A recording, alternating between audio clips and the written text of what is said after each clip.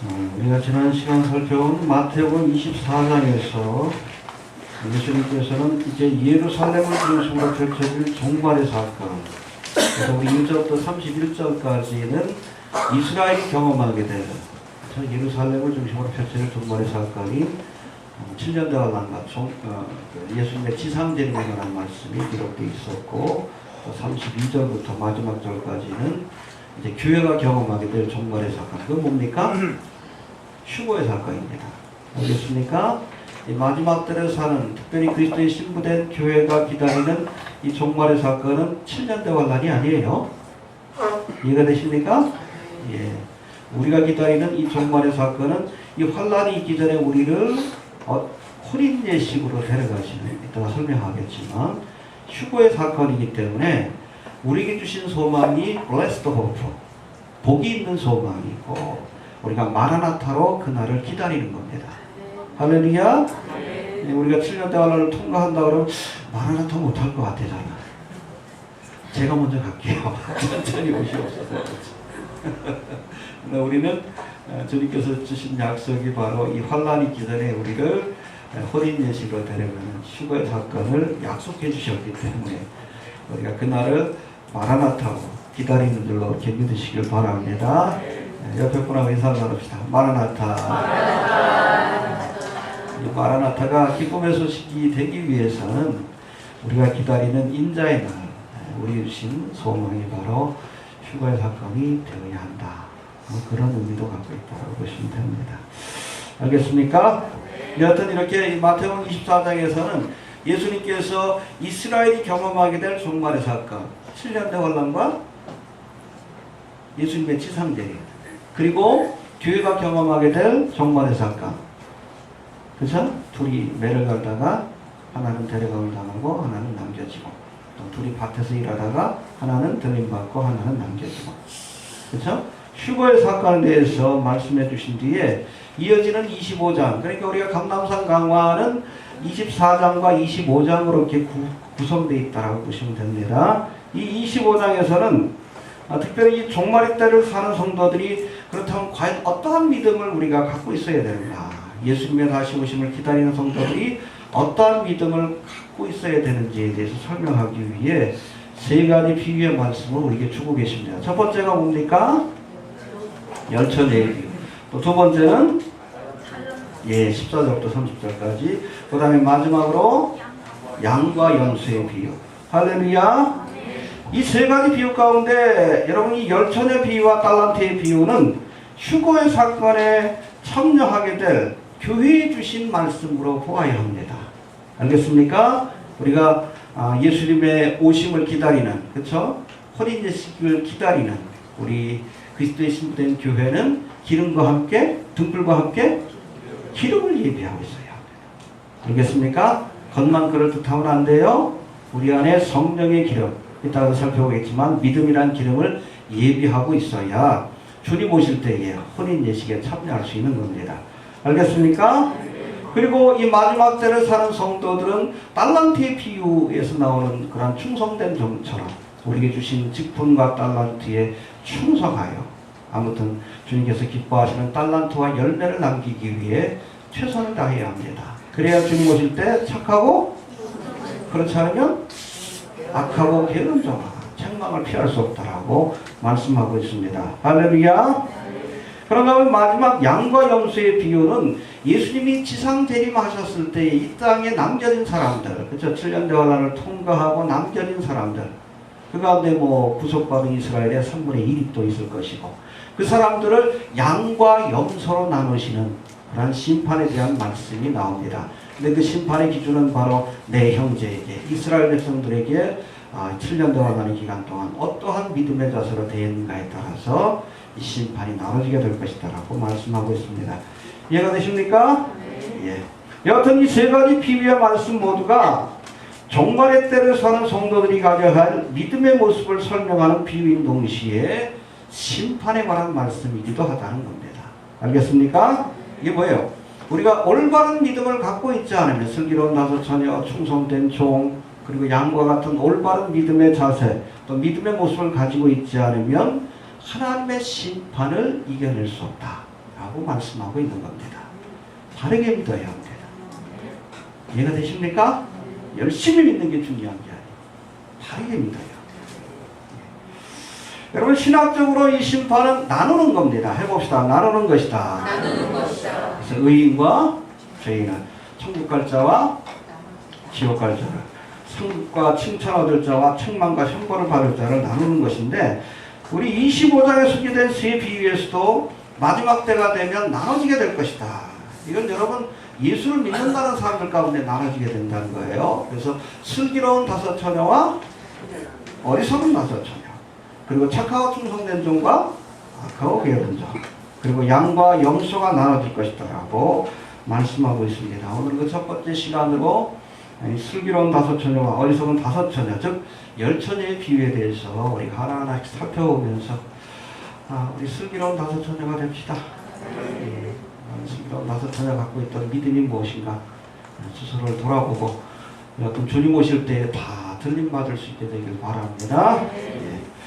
첫 번째, 우리 1절에 보니까 이 종말의 때를 사는 성도들을 예수님께서는 신랑을 기다리는 10처녀로 비유하고 있습니다. 할렐루야. 신랑을 기다리는 처녀, 신랑 위에 있자. 1절 한번 봅시다. 시작. 그때 조금 마시되 기름 들고 신랑을 맞으러 나갈 처녀와 기다리니. 여러분, 이스라엘의 혼인 예식은 밤중에 시작됩니다. 낮에 하는 게 아니에요. 그리고 날씨는 덥긴 한데 뭐 그런 이유에서인지 모르지만 어떤 해가 지고 나서 그리고 해가 뜨기 전에 그 어간에 신랑이 찾아와서 이 신부를 데려감으로 공식적인 혼인 예식이 시작이 됩니다. 할렐루야. 근데 이 혼인 예식은 우리처럼 뭐 한두 시간 하고 끝나는 게 아니에요. 일주일 동안 지속이 됩니다. 알겠습니까? 일주일 동안 지속되는 이 혼인 예식의 마지막 순서가 뭡니까? 혼인잔치. 알겠습니까? 그래서 요한계시록에서 맨 마지막에 7년 대환란의 끝에 예수님이 공중 혼인 잔치가 벌어지고 그렇게 혼인 예식을 끝낸 성도들이 예수님과 함께 지상재림하는 거예요. 이해가 됩니까? 해봅시다. 혼인 예식의 마지막이 혼인잔치이다. 오늘 본문에서 말씀하는 10절에 나오는 이 혼인잔치라는 번역이 나오는데 헬라어 원문을 보면 가모스라고 되어 있는데 이걸 번역하면 사실은 웨딩 뱅키스트가 아니라 그 메리지라고 되어 있어요. 킹 제임스 버전. 혼인 예식이라고 번역하는 것이 더 정확합니다. 알겠습니까? 우리가 혼인 잔치 그러면 우리가 뭐 혼인 예식을 치르는 아니면 결혼식을 치르는 그 과정 그리고 만찬의 과정 그걸 생각하기 쉬운데 이 메리지, 결혼의 혼인 예식의 전반적인 과정을 설명하는 말씀이라고 이 가모스가 그런 뜻을 갖고 있다라고 이해하시면 됩니다. 여튼 일주일간 지속되는 혼인 예식 가운데 이 혼인 잔치가 포함되어 있기는 하지만 이 모든 것을 혼인 잔치로 표현하는 것은 좀 적절치 않다라고 보시면 됩니다. 여튼 이 7일간 지속되는 혼인 예식의 마지막 순서가 뭐라고요? 혼인 예식입니다. 할렐루야. 신부를 위한 처소가 예비되면 이 신랑이 이제 신부를 찾아와서 자신이 예비한 처소로 이 신부를 데려감으로 혼인 예식이 시작이 되는 겁니다. 할렐루야. 그전에는 이미 언약식을 맺은 어떻게 보면 법적으로는 공적인 부부지만 이 혼인 예식을 통해서 이제 공개적인 부부로서 인정을 받게 되는 겁니다. 아무튼 이렇게 혼인 예식이 시작되지만 처음에는 예비한 처소에서 둘만의 허니문의 시간을 갖습니다. 그렇게 데려가가지고 곧바로 저거 하는 것이 아니라 일주일 동안은 누구에게도 보여주지 않고 이 신부를 자기가 예비한 처소에서 그러니까 허니문의 시간을 가져요. 우리하고 좀 다르죠? 우리는 결혼식을 하고 나서 신혼여행을 가는데 여기 신혼여행을 먼저 가고 나서 맨 마지막 순서가 혼인잔치. 알겠습니까? 왜 그런가 하면 좀 뒤에서 설명하겠지만 이미 언약식을 하면 법적인 부부이기 때문에 그래요. 요셉과 마리아가 그랬습니다. 그래서 그 마리아가 자기하고는 상관없는 아이를 뵌 걸 알고 요셉이 가만히 끊고자 했다. 파혼하려고 했다는 거예요. 이것도 법적인 절차가 필요한 겁니다. 이미 우리는 주님과 언약식을 맺었습니다. 이게 법적인 부부예요. 그러나 혼인 예식을 통해서 이제 공개적으로 모든 사람들에게 예수의 신부가 되었음을 알리게 될 겁니다. 할렐루야. 여튼 이 일주일 동안의 허니문의 시간을 갖다가 마지막 날 이 신부를 곱게 단장시키고 또 손님들을 불러서 혼인잔치를 벌이는 거예요. 할렐루야. 예. 여튼 이 구체적으로는 우리 이스라엘 남녀가 가정을 이루는 데는 다음과 같은 12가지 과정을 거친다고 하는데 잠깐 한번 살펴보도록 합시다. 첫 번째, 신랑이 신부를 선택합니다. 해봅시다. 신랑이 신부를 선택한다. 여자 성도님들이 좀 들으면 좀 기분 나쁠지 모르지만 여튼 유대인의 풍습은 남자에게 주도권이 있어요. 할렐루야. 예. 주님께서 우리를 먼저 택하신 겁니다. 내가 주님을 알기도 전에. 할렐루야. 솔로몬이 술람비 여인을 택하였듯이. 믿습니까? 이 선택이 있기 때문에 우리가 어떻게 보면 우리의 공로하고 자격하고는 상관없어요. 창세전부터 우리를 택하셨다. 할렐루야. 두 번째, 신랑은 이제 자기가 택한 사람, 이 신부 될 사람과 그 가족에게 이제 내가 저 사람을 신부로 삼고 싶습니다 라는 뜻에서 지참금을 준비해 줍니다. 해봅시다. 지참금을 지불한다. 이걸 모하르라고 하는데, 여러분 성경에서도 보면 예수님께서 우리를 피로 값주고 사셨다라고 말씀합니다. 해봅시다. 피로 값주고 사셨다. 할렐루야. 예. 우리가 얻는 구원은 우리 편에서는 공짜지만 예수님께서는 대가를 치르셨어요. 무슨 대가?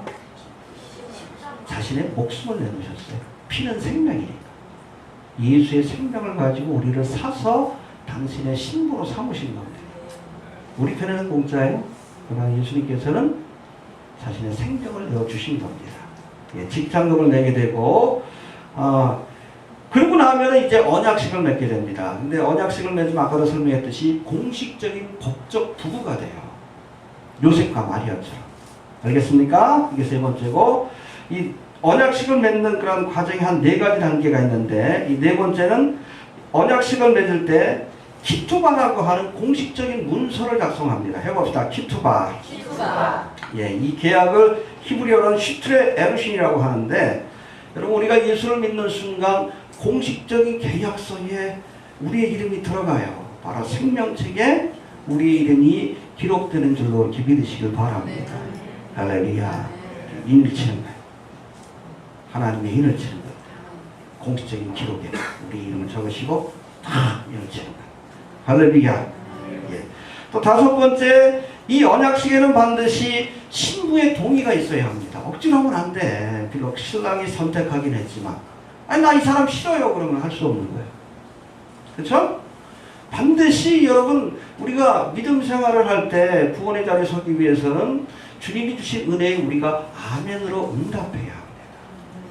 입으로 시인하여 의에 이르고, 마음으로 믿어 의에 이르고, 입으로 시인하여 우리의 동의가 있어야 돼요. 이게 자유의지입니다. 알겠습니까? 아까 뭐 예배 전에 잠깐 설명드렸지만 은혜 받았다라고 다 구원받는 게 아니에요. 이해가 됩니까? 반드시 내가 믿음으로 응답해야 합니다. 이해가 됩니까? 그리고 6번째는 이렇게 하겠습니다라고 하면 이제 신부에게 선물을 줍니다. 할렐루야. 우리에게 성령을 선물로 주십니다. 그리고 언약의 잔을 나눠 마십니다. 그래서 여러분 마가의 다락방에서도 예수님께서 그랬죠. 이 잔은 내 피로 세운 새 언약이니 이것을 행하여 마실 때마다 나를 기념하라. 언약의 잔을 나누셨어요. 할렐루야. 믿습니까? 네. 그리고 나서 7번째는 언약식을 마친 신부는 미크바라고 해서 물에다가 몸을 담그는 정결의 예식을 치른다고 합니다. 할렐루야. 우리가 예수를 믿고 나서 또 주님의 말씀과 또 하나님의 뜻대로 살겠다고 결단하면서 뭘 받아? 세례 예식. 이해가 됩니까? 예. 아무튼 이 미크바라는 예식하고 초대교회가 지켰던 이 세례 예식, 교회가 지키는 세례 예식 전통이 일치한다라고 우리가 보시면 됩니다. 그리고 나면 이 언약식이 여기까지예요. 7번째까지가 언약식. 만나가지고 선택하고 만나서 언약식을 치르면 공개적인 법적인 부부가 되는 겁니다. 할렐루야. 그러고 나면 이제 신랑이 신부 곁을 떠나. 해봅시다. 신랑이 신부를 떠난다. 왜요? 처소를 예비한다. 이것이 9번째입니다. 해봅시다. 처소를 예비한다. 그 신부하고 같이 머물 처소를 예비하기 위해서. 그래서 본래 있는 그 본가에 그 방이나 아니면 집 같은 것들 들여서 신부와 머물 수 있는 신혼방을 예비하는 겁니다. 할렐루야. 그래서 여러분 요한복음 14장 2절에도 보면 내 아버지 집에 거할 곳이 많도다. 그렇지 않으면 너희에게 이르시리라. 내가 너희를 위하여 처소를 예비하러 가노라. 해봅시다. 너희를 위하여 처소를 예비하러 가노라. 할렐루야. 그래서 지금 예수님께서 뭐 하고 계셔요? 네, 우리와 먹을 처소를 예비하고 계십니다. 할렐루야. 그리고 끝나면 데리러 오리라. 할렐루야. 그것이 10번째예요. 처소를 예비하는 일을 마친 신랑은 이제 신부를 찾아오는데 언제 찾아와? 한밤중에 찾아와요. 한밤중에. 오늘 밤에 그러니까 도적같이 온다 그러는 거예요. 너희는 도적같이 오지 아니하리라. 깨어있는 자는 도적같이 오지 않는다. 해봅시다. 한밤중에 찾아온다. 찾아올 때 나팔을 봅니다. 소파. 그게 테살로니가서 나오잖아요. 나팔과 함께 주님께서 찾아올 겁니다. 근데 정확한 시간을 몰라. 여기도 나와 있지만 이게 언제 찾아오는 거예요? 대충은 알아요. 그래서 뭐 해가 지고 나서 해가 뜨기 직전. 정확한 시간은 모릅니다. 누구 마음이요? 신랑 마음이요. 신랑 마음. 아무튼 이렇게 찾아옵니다. 찾아옴으로 이제 찾아와서 이제 신부를 어디로 데려갑니까? 예비한 처소로 데려가는 거예요. 할렐루야. 그리고 이때부터 본격적인 결혼의 예식이 치러지게 되는데 첫 번째 순서가 뭐예요? 허니문이에요. 7일간의 허니문입니다. 할렐루야. 혼인잔치를 먼저 하는 게 아니에요. 둘 사이에 딴 사람들 방해받지 못하게 둘 사이에 허니문을 치르고 그리고 나서 맨 마지막 순서에 혼인 잔치가 벌어지게 됩니다. 할렐루야.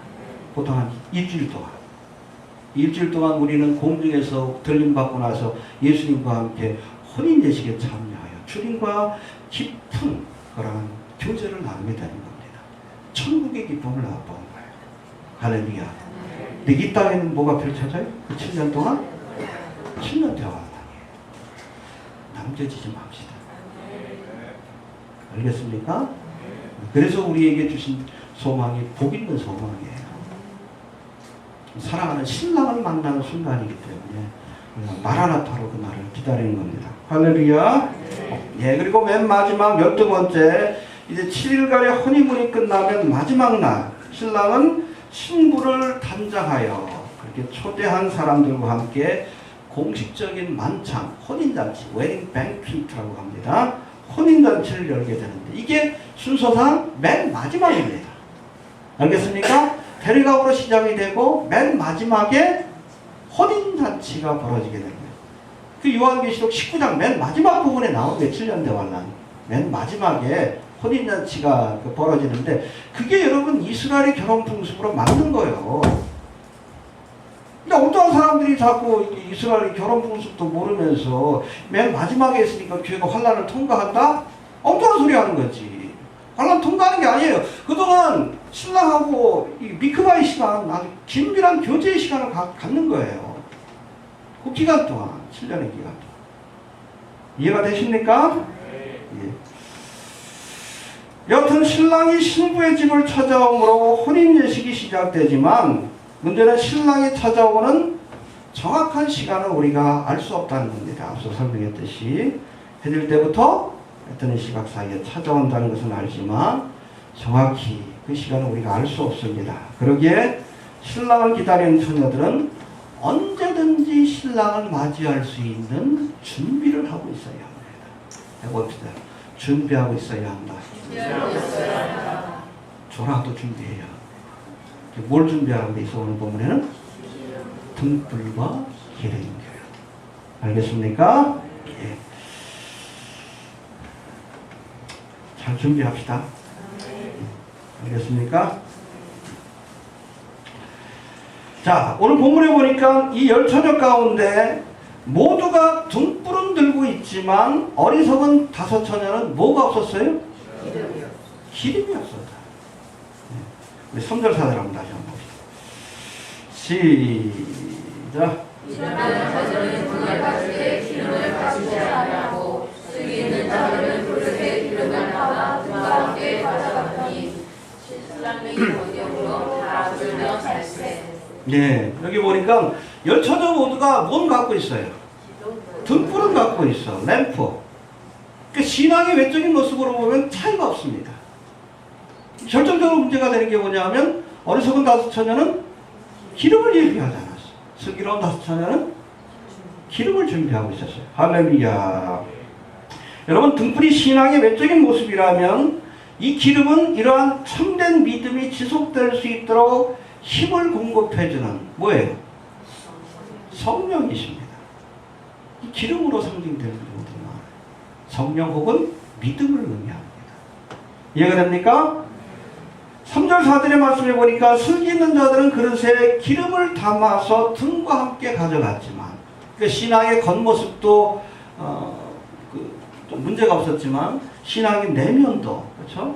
속모습도 주님 모시기 합당했다는 거예요. 그런데 어리석은 다섯 처녀는 등불은 들고 있었지만 마치 바리새인처럼 겉으로 보기에는 믿음 생활을 잘하는 것 같지만 그러나 그 내면에 믿음이 없어. 기름이 없어요. 이건 여러분 신앙생활이 아니라 뭐예요? 종교생활이에요. 그런 종교생활은 여러분 교인뿐 아니라 불교 신자들도 열심히 잘합니다. 그래서 신앙생활과 종교생활을 구분해야 합니다. 알겠습니까? 열 처녀 모두가 등, 즉 신앙의 겉모습은 그럴듯했지만 다섯 처녀는 기름 없이, 즉 성령의 은혜나 믿음 없이 종교 생활을 했다는 겁니다. 바리새인 서기관처럼 인간적인 열심을 가지고 나름대로 열심히 신앙생활, 종교생활을 했지만 실상은 하나님을 모르는 사람들입니다. 예수님을 핍박하고 십자가에 죽이려고 했죠. 하나님을 모르는 사람들이에요. 잘 믿는다고 착각하고 있는 사람들입니다. 여러분, 이러한 믿음, 그렇죠? 그 안에 기름이 없고 참된 믿음이 없는 그러한 믿음은 결코 휴거의 자리, 또 구원의 자리에 설 수 없다는 것을 꼭 기억할 수 있게 되길 바랍니다. 알겠습니까? 네. 여러분, 등과 함께 기름을 가지고 가야 합니다. 해봅시다. 등과 함께 기름을 가지고 가야 한다. 인간적인 열심을 가지고 종교 생활을 하는 것이 아니라 성령의 은혜를 힘입어서 참된 믿음 생활을 하는 사람들만이 휴거의 자리에 설 수 있다는 것 여러분 꼭 기억할 수 있게 되길 바랍니다. 알겠습니까? 예. 세 번째, 기름은 미리 준비하고 있어야 합니다. 주님 오실 때에 기름 찾으면 안 돼요. 미리 기름을 예비하고 있어야 돼요. 8절부터 10절까지 한번 봅시다. 시작.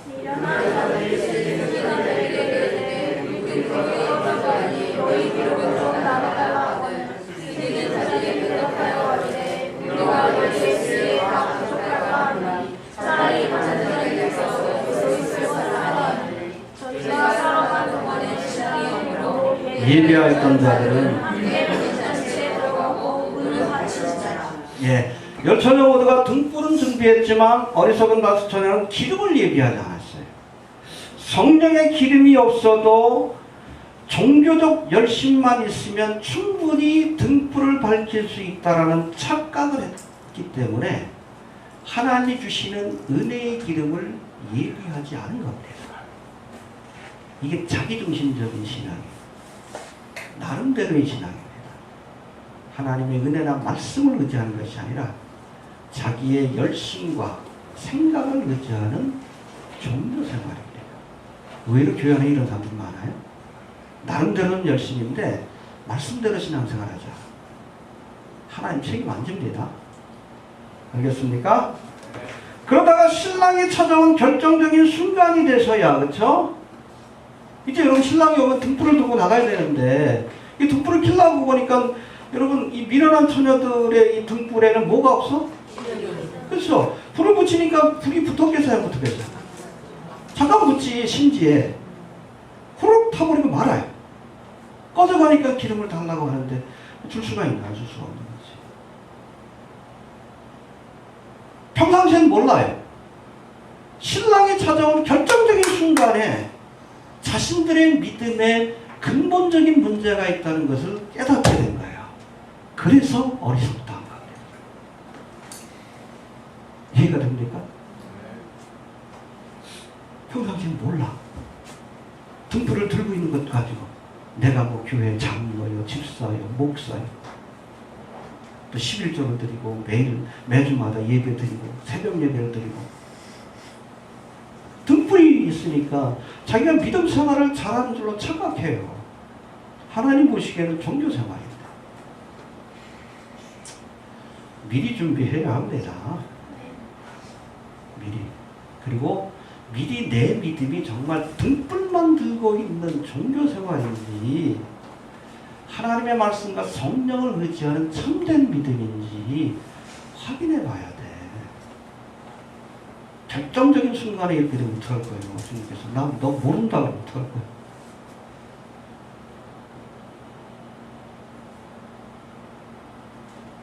이해가 됩니까? 여러분, 성령의 기름을 의지하지 않는 인본주의적인 신앙, 저는 그 인본주의라고 봅니다. 그건 종교예요. 나름대로의 신앙이고. 중심이 뭐요? 인본주의지. 신본주의는 뭐요? 하나님 중심대로, 하나님 말씀대로 믿어야 그게 신본주의지. 또 노력으로 믿는 것이 인본주의 아니에요. 하나님 신 은혜를 의지해서 믿는 생각이에요. 그게 신본주의지. 신본주의의 가장 큰 적은 인본주의예요. 인본주의를 자꾸 좋은 걸로 생각하는데 신앙 안에서 여러분 가장 위험한 것이 인본주의입니다. 교회 안에서 가장 위험한 사람들이 하나님의 말씀을 무시하는 인본주의 신앙을 가진 사람들. 바리새인 서기관, 인터커. 그렇죠. 선교를 하려면 어떻게 해야 돼? 성경의 원칙대로 해야지. 지네들 마음대로 해. 해외 가가지고 2005년인가 2015년인가 거기도 인도에 무슨 유명한 불교 사원에서 땅 밟기 하다가 국제적인 문제가 됐잖아요. 땅 밟기하고 여러분 전도가 무슨 상관이 있어? 성경대로 해야지. 뭐 지신 밟기요?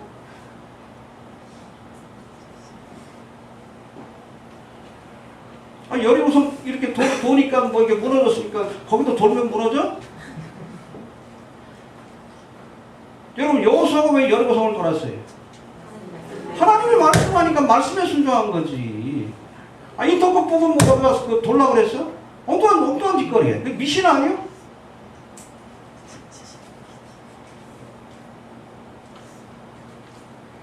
요번에도 그렇잖아요. 인터넷 소속이 중국 사람들 두 사람이. 여러분 아프가니스탄인가요? 요번에? 파키스탄. 무슬림이 98%예요. 여러분 그럼 무슬림 지역에 우리 교단에서도 선교 나가신 분들이 계시지만 거기는 철저하게 신분을 숨겨야 합니다. 이건 내가 뭐 순교를 피하고 핍박을 피하겠다는 것이 아니라 열심히 사역하고 있는데 신분이 노출되면 그리고 뭐 갑자기 세상을 떠나게 되면 사역 자체가 끊어지기 때문에 철저하게 복음 전파를 위해서 순교보다 말씀 전하는 게 더 우선 아니에요.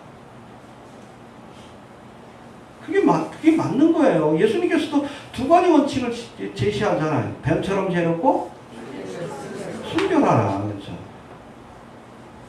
마치 양을 이리 가운데 부른 것 같아. 다 잡아먹으려고 그러는데 그 가운데서 우리가 믿음을 지키고 복음을 증거하기 위해서는 뱀과 같이 지혜로워요. 왜 이렇게 미련하게 해? 나 죽여라 그러고. 그게 순교요? 만영이지. 자살 아니요?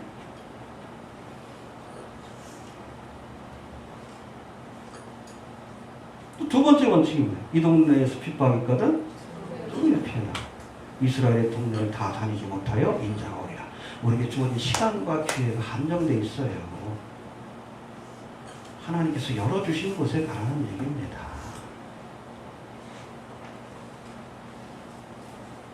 선교단체라고 하면 예수님이 제시하신 적어도 이 두 가지 선교 원칙은 지켜야지. 지네들 나름대로 해, 나름대로. 책임 안 지는 거 아니에요.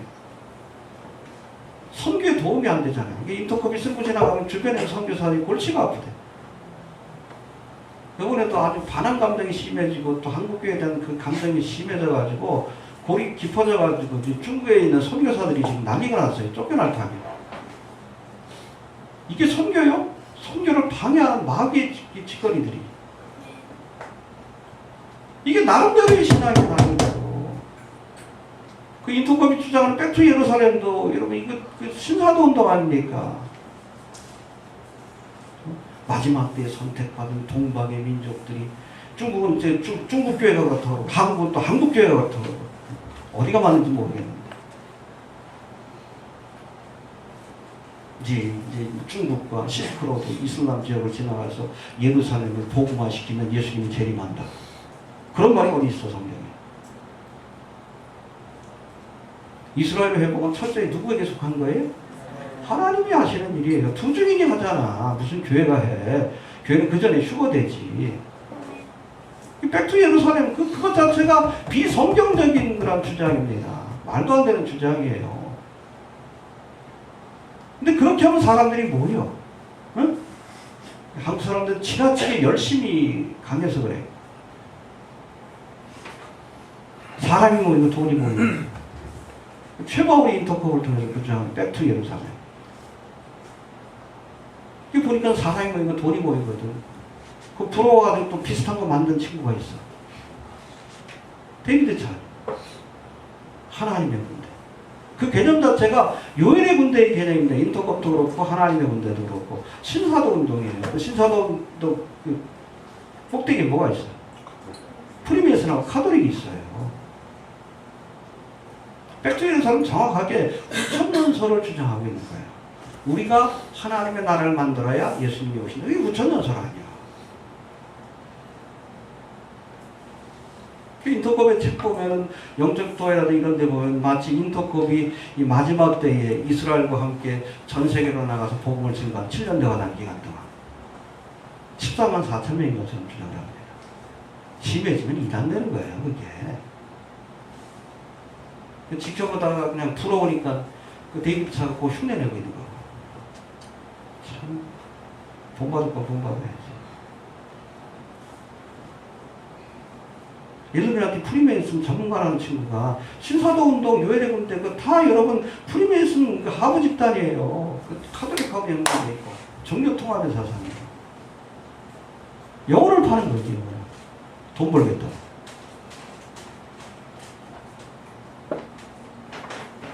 말씀대로 신앙생활 해야지. 선교를 해도 말씀대로 해야죠. 뭘 가도 서울만 가면 된다? 아니에요. 성경은 서울은 못 가도 바르게 가야 한다. 아무리 목적이 좋아도 여러분 하나님의 말씀대로 행하지 않으면 하나님이 기뻐하지 않습니다. 인정받지 못해요.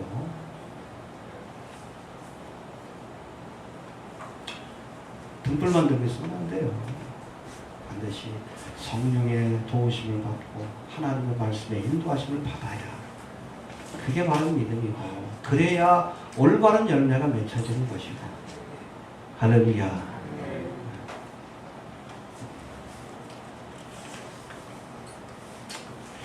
그리고 여러분 기름을 준비하려면 신랑이 오기 전에 준비해야 합니다. 알겠습니까? 신랑이 당도하고 나서 기름을 예비하라고 하면 이미 늦다는 거예요. 알겠습니까? 주님이 오시기 전에 내 믿음에 근본적인 문제는 없는지 돌아보십시오. 혹시 등불만 들고 내가 구원받은 하나님의 자녀라고 착각하고 있는 것은 아닌지 늦기 전에 믿음을 돌아보시기를 바랍니다. 알겠습니까? 지난주에 뭐 또 논쟁을 벌이다가 뭐 베이치 받아도 상관없대. 내가 그래가지고 하도 저거 해가지고 그랬어. 야 정말 구원받은 하나님의 백성이라면 본능적으로 요한계시의 말씀과 베일칩에 대해서 알고 있으면 당연히 거부감이 느껴지지. 근데 자기는 상관없대. 야 너 정말 구원받았는지 한번 생각해봐라. 그랬어요. 그게 맞는 거 아니?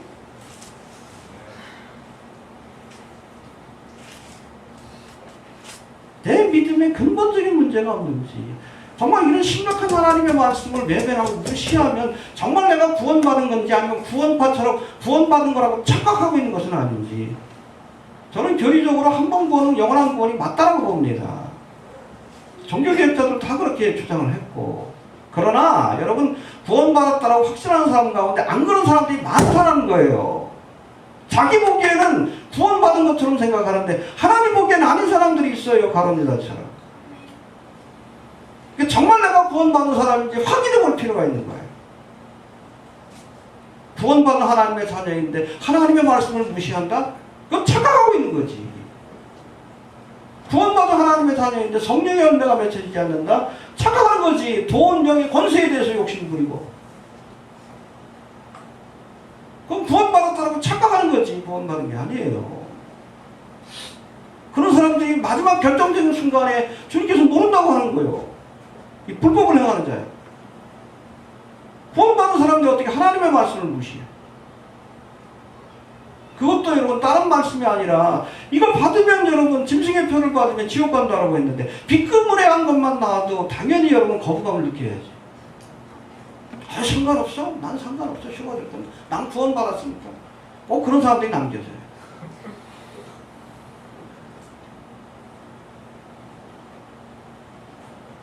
여러분 구원받은 것과 구원받았다고 착각하는 건 다릅니다. 우리 안에 나도 가론 유다일 수 있다라는 생각으로 자신의 믿음을 돌아봐야 돼요. 나도 발람일 수 있다라고 생각하고 자신을 돌아봐야 돼요. 혹시 내가 껍데기만 들고 등불만 들고 구원받았다고 착각하는 것은 아닙니다. 참된 믿음이라는 기름, 성령이라는 기름이 없는데도 내가 휴거의 사건에 참여할 것이다라는 착각은 하고 있는 건 아닌지, 이제부터라도 아직 늦기 전에, 신랑이 오시기 전에 아직은 좀 시간이 있잖아요. 네? 지금이라도 회개하고 참된 믿음을 가지면 되는 거니까. 이해됩니까? 네. 늦기 전에 합시다. 보라 지금은 은혜 받을 만한 때, 보라 지금은 아직 기회 주셨잖아요. 그 기회를 주시려고 하루를 천년과 같이 천년 하루와 같이 기다려 주신 것일 수도 있습니다. 근본적으로 우리의 믿음을 좀 돌아볼 필요가 있습니다. 알겠습니까? 구원받았다라고 하는데 요즘에 아닌 것 같은 사람들이 너무 많아서 그래요. 마지막으로 기름은 나누어 쓸 수 없다라고 말씀합니다. 8절 9절 한번 봅시다. 8절 9절 시작.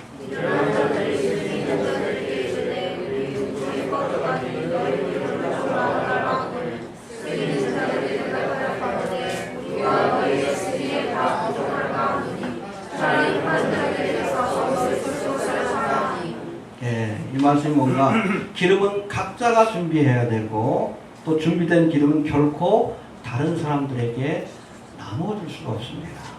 믿음은 철저히 개인적인 것입니다.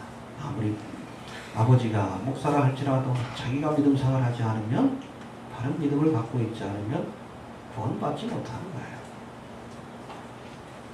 철저하게 개인적인 겁니다.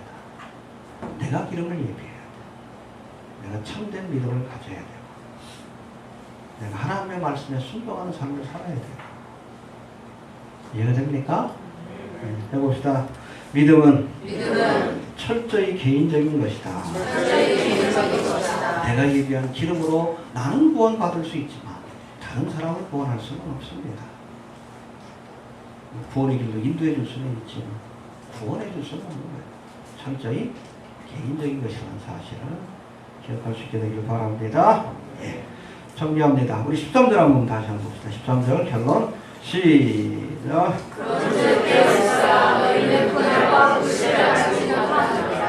계획길 바랍니다. 그날과 그 시를 알지 못하기 때문에 항상, 그렇죠? 지금 주님 오신다는 약속을 받은 밤이야. 언제 올지 몰라. 작년에 오실 줄 알았더니 작년에 안 오시고, 올해는 또 어떻게 될지 모르지만 항상 깨어 있어야 됩니다. 깨어서 반드시 등불과 함께 기름을 예비해야 돼요. 참된 믿음을 예비해야 되고, 나 자신을 의지하는 인본주의적인 신앙이 아니라 성령의 도우심을 의지하는 참된 믿음을 가져야 합니다. 알겠습니까? 아직 기회가 주어졌을 때, 신랑이 오기까지는 기회가 있는가요? 지금이라도 가서 기름을 예비하면 되는 겁니다. 알겠습니까? 네. 그래야 여러분 신랑이 오실 때에 주님과 함께 혼인 예식에 참여하게 될 줄로 그렇게 믿습니다. 구체적인 날짜와 시간 알지 못해도 점점 밤이 깊어가고 주의 오실 날이 임박한 때를 살고 있습니다. 밤이 깊어다닌다는 것은 여명의 아침이 밝았다는 증거입니다. 우리 모두가 믿음으로 깨어서 등불과 함께 기름을 예비함으로 주님 오실 때에 모두가 다 등불을 들고 주님을 맞이할 수 있는 혼인 예식에 참여할 수 있는 성도가 되시길 바랍니다. 주신 말씀 듣고 다 같이 한번